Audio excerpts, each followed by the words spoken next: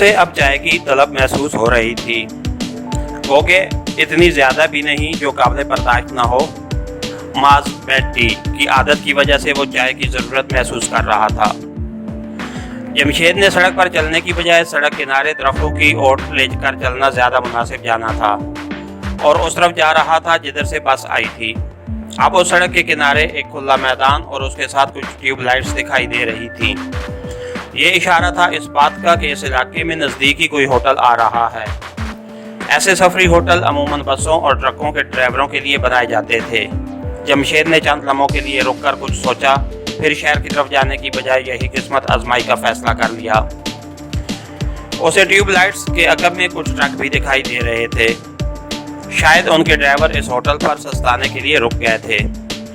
जमशेद ने आगे जाने की बजाय दोबारा वापस जाने का फैसला किया था और अब अपनी दांस्त में वो एक चक्कर काटकर इन ट्रकों के अकब में उस तरफ पहुंचना चाहता था कि किसी को उसकी मौजूदगी का इल्म ना हो। ये सोचकर उसने अभी चंद कदम ही उठाए थे कि अचानक उसकी नज़र सड़क की तरफ उठी और दूसरे ही लम्हे उसके सारे बदन में बिजलियां तड़पने लगीं। सामने सड़क पर एक दूसरे के ताक़ुब में 3-4 जीपें आ रही थीं। जमशेद आसानी से अंदाज़ा कर सकता था मामूल की फौजी ट्रैफिक नहीं बल्कि उसकी तलाश में निकलने वाले शिकारियों का गिरोह था। हैरत अंगेज तौर पर खौफजदा होने की बजाय वो चौंकना हो गया था, बल्कि उस जंगली चीते की तरह जिसको इस बात का एहसास हो जाए कि उसके लिए आगे शिकारियों ने गात लगा रखी थी। उसने चौंकने चीते की तरह चारों तरफ गर्दन घुमाकर सूरत हाल का जायजा लिया और फिर कदरे झुककर नीम दायरे की सूरत भागता चला गया। बमुश्किल 2 मिनट बाद वो ट्रकों के अकब में पहुंच चुका था। उसे यहाँ से कुछ फासले पर चारपाइयाँ दिखाई दे रही थीं, जिन पर बैठे ड्राइवर खुशगपियों और खाने पीने में मसरूफ थे। एक लम्हे का तवक्कुफ किए बगैर वो फ्रूट की पेटियों से लदे एक ट्रक के पिछले हिस्से से उस पर चढ़ा और पलक झपकते ही ट्रक के सर पर बने उस डब्बे में दाखिल हो गया जिसमें एक फालतू टायर और तरपालें धरी थीं। पतलून में छुपाए पिस्तौल को उसने बिल्कुल फायरिंग की पोजीशन में कर लिया था। ट्रक के ऊपर वाले हिस्से से उसने अपनी नज़रें सामने जमा रखी थीं, लेकिन इतना मोहतात ज़रूर था कि वहाँ किसी की नज़र उस पर न पड़ सके। सामने उसे एक बड़ा सा बरामदे नुमा होटल दिखाई दे रहा था, जिसके आगे बड़े बड़े 6 सीमेंट के चूल्हों पर मुख्तलिफ देगचियाँ धरी थीं, जिनके पीछे एक शेख पूरी आवाज़ से टेप लगाए बैठा था। उसे कुछ फासले पर मुख्तलिफ कोनों में चारपाइयाँ बिछी थीं और उनसे चंद गज दूर 3 ट्रक खड़े थे, जिनमें से एक पर वो सवार था। इस तरफ कदरे अंधेरा था और कोई ट्यूबलाइट नहीं थी। उसकी तवक्कुआत के ऐन मुताबिक चारों जीपें उस होटल के नज़दीक रुकी थीं। उन्हें देखकर शेख ने, जो इस ढाबे का मालिक था, टेप बंद कर दी और अपनी गद्दी से नीचे उतर आया। एक जीप से उतरने वाले फौजियों ने उसे घेर लिया था, बाकी अपनी जीपों में चौकस बैठे थे। उसे कोई आवाज़ सुनाई नहीं दे रही थी, लेकिन उसने अब ट्रकों के अमले को भी जो चारपाइयों पर फरोकश था उनकी तरफ बढ़ते देखा। वो लोग आपस में कुछ सवाल जवाब कर रहे थे।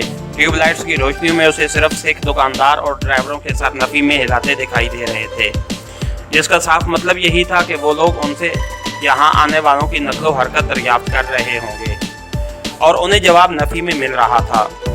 जीपों की तादाद 4 थी और हर जीप में 5-5 फौजी मौजूद थे।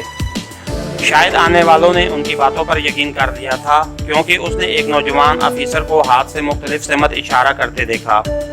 उसके साथ ही जीप स्टार्ट होने लगी। 2 जीपें सड़क से उतरकर उस रास्ते पर चल पड़ी थीं जिधर से चलकर वो उस तरफ आया था। जमशेद ने इस शानदार टाइमिंग पर खुदा का शुक्र अदा किया। एक जीप सीधी आगे निकल गई और चौथी सड़क के मुखालिफ समत में घूम गई।